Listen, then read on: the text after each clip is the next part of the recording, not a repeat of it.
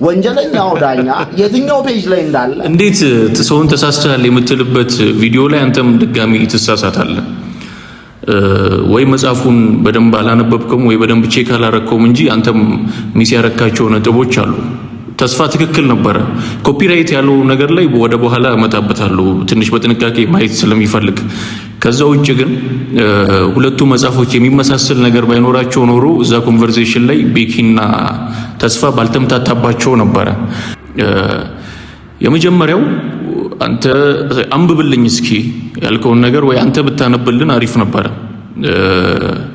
ተስፋ እንዳለው ወንጀለኛው ዳኛ ላይ ነው ጥላውን ፈይሳ የሚባለው ካራክተር ትምህርት ሚኒስቴር ለመቀጠር ሙከራ አድርጎ በፍቅረኛው ምክንያት አሲረውበት ምናምን ስራውን ሳያገኝ ወደ ገጠር ተሰዶ ምናምን ልክ ተስፋ ዘጋ እንደተረከው ማለት ነው።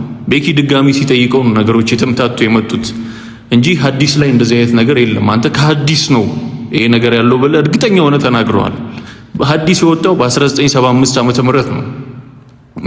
ወንጀለኛው ዳኛ ደግሞ በ1970 ዓመተ ምህረት። በእርግጥ የሐዲስ ታሪክ ባህሉ ቀድሞ አውጥቶት ነበረ የህሊና ደውል በሚለው መጽሐፉ ላይ። የህሊና ደውል ላይ ግን ተስፋ እዚህ ጋር የተረከው ነገር የለም። በኋላ ላይ ነው ሐዲስ ላይ አስፋፍቶ ያመጣው። እሱ የተረከው ነገር ይሄ ገጠር ከሄደ በኋላ ነው የህሊና ደውል ላይ ያለው ነገር የሚጀምረው።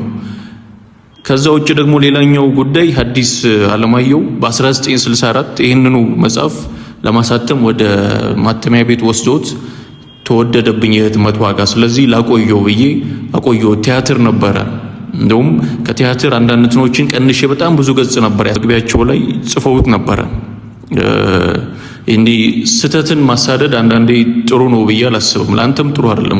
ቆሻሻውን መቆስቆስ፣ ሐሳብን የራስን የሆነ ነገር ብትጨምርበት ጥሩ ነበረ። ግን ኤፍሬም ተሳሳተ፣ ተስፋ ተሳሳተ ብቻ ምን ይጠቅመናል ለኛ? የራስን ሐሳብ ካልጨመርክበት። ይህን ግጥም ለምጸት ብዬ ሐሳቡን ቀይሬ ለአንተ ልጠቀመው ነው። ንብ ነው እንጂ ዝንብም አይተጋል፣ ከቆሻሻ ዓለም ውስጥ ጣዕም ይፈልጋል ይላል ገጣሚው። ኮፒራይት ወዳልነው ነገር ስንመጣ ይሄ የኔ ኦፒኒየን ነው።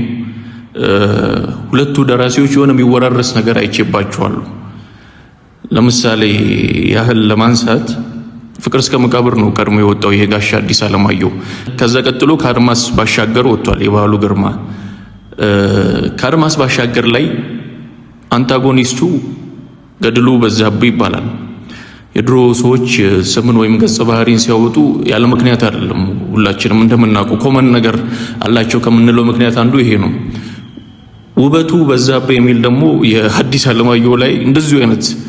ይሄኛው ደግሞ የሆነ ቀና መልካም ገጸ ባህሪ ነው። ዋናውን ገጸ ባህሪ በብዙ ነገር የሚያግዘው ባህሉ ደግሞ ሐዲስ ብሎታል።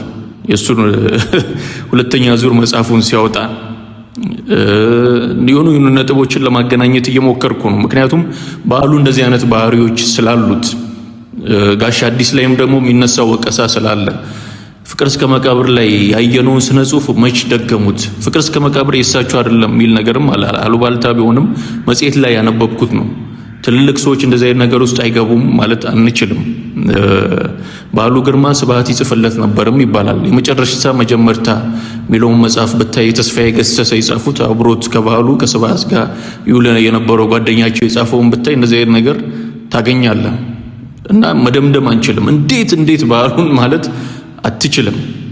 ለምሳሌ በእኛ ዘመን ብንመጣ እንኳን ባህሉ ግርማ ቤርሙዳ ቲያትር ጸሐፌ ተውኔቱ ውድነህ ክፍሌ ነው።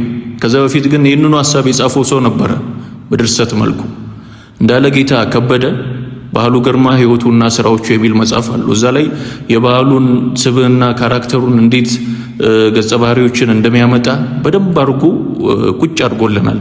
ለምሳሌ ኃይለማርያም ካሳ የተባለውን ገጸ ባህሪ እንዴት ስሙን እንደሰጠው እኔ እዚህ ጋር እንዳይረዝምብኝ አላነሳውም እንጂ ቼክ ብታደርጉ ብዙ ነገሮችን ስለ ባህሉ መታዘብ እንችላለን። ስለዚህ በደንብ በስፋት ብንመረምረውና ብናየው በሁለቱ ደራሲዎች መሀል የሆኑ መወራረሶች ያለ ይመስለኛል። ከዛ ውጭ ግን ተስፋ ትክክል ነበር። እዛ ፖድካስት ነው ጥሩ ነጥቦችን አንስቶ ነበረ። ስለ ጉንጉን መጽሐፍ ያወራውን ብንሰማ ሌላም እንደዚሁ ደግሞ ኤፍሬም ስዩምንም ስትወቅሰው ሰምቻለሁ። ገዜ ኤፍሬም እና መውደድ የአዲስ አበባ ልጆች እንዴት ደስ የሚል ጨዋታ ነበር እዛ ላይ የነበረው። ስለሱ እንኳን የሆነ ነገር ብለህም ቢሆን ጥሩ ነበረ። ተሳስቷል፣ ደስ አይልም። አንዳንዴ እንደ አራዳ ልጅ የሚታለፍ ነገርም አለ። ተሳስቶ ላይሆንም ደግሞ ይችላል። ለማንኛውም አንተም ሁላችሁም ይመቻችሁ። ኢትዮጵያ ትቅደም።